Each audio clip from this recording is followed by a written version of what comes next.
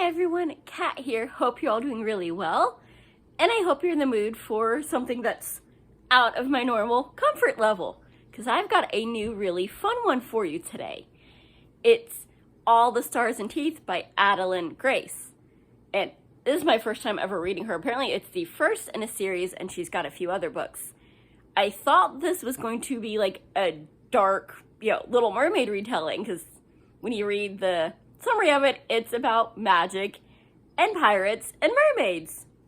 So, awesome, nice and dark, and one of my favorite fairy tales. This will be great.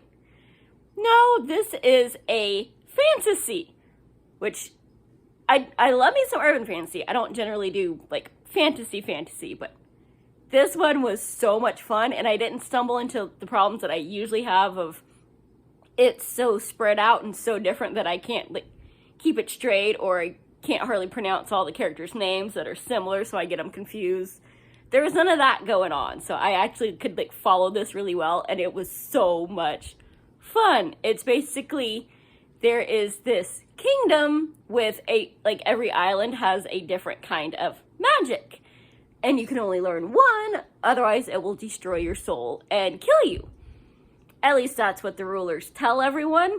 And the ruling line are the only ones that have their specific magic, which is soul magic, meaning they can steal your soul, and if you're bad, they can, not only can they read it, but they can steal your soul and kill you, because they have to, off a certain number of people to keep this magical sea monster at bay, which is where all this magic came from. Was here's this beast that is convincing people to learn all these different magics from him, and then he gets to absorb their souls.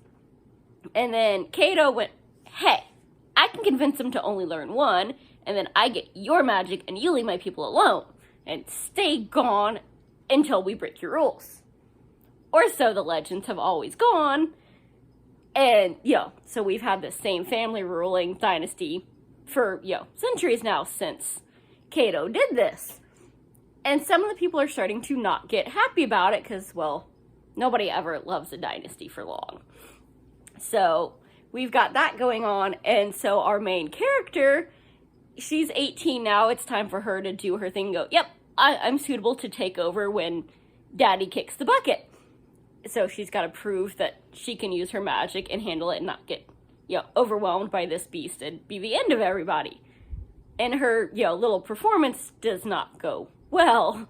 She gets a little bloodthirsty and too into, getting her off this evil guy that totally deserves what's coming to him. So they lock her and go, you can't be trusted, but also we have no other options because your dad only had the one kid, and apparently your sister, or your aunt is, made a point of showing you that she's a traitor, but only you, because she don't want to get off, because she went ahead and learned enchantment magic, which is supposed to just be, I want to be pretty, so I learned this magic. I can change my hair, change my eyes, make my clothes nice, whatever. And she goes and gives her a hug and goes, oh yeah, I have hot pink eyes now. So don't screw up, because I can't learn both without dying. And so she gets arrested for, oh crap, she's dangerous, and broken out by a pirate. So she's on the run and learns all these secrets of the kingdom, going, hey, I'm going to stop this rebellion to prove that I'm good enough. And along the way, we get mermaids, we get all these different magics, we learn about all the various kingdoms and the threats to, the ruling, the dynasty that we've got going here.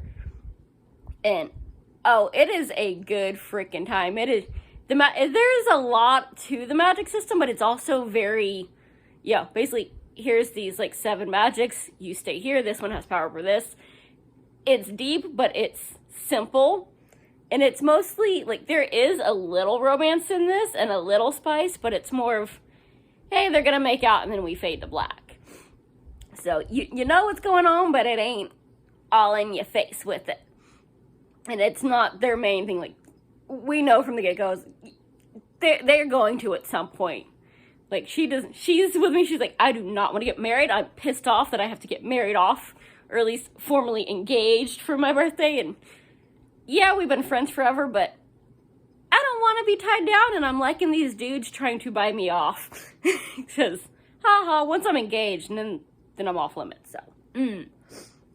But he's all into it. She ain't having it. It's like, we're friends, but dude, that's all we are. I am pissed off that I'm being forced to marry you. And then the pirate comes along and it's like, oh, you can say that you hate him because he's a pirate and, you know, he's shady, but we know what's up. You can feel that one coming. So it is well done, well believable. And it's just a good, adventurous, high seas time.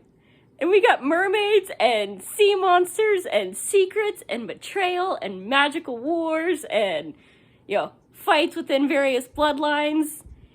It's just a really good flippin' time. It took me a little bit longer to read than a normal urban fantasy just because it is high fantasy. It's a little bit deeper, but it was on Kindle Unlimited. It was a good time. So if you want to kind of dip your toe into the magical realms, go check this one out. It's a good time, and I will see you soon.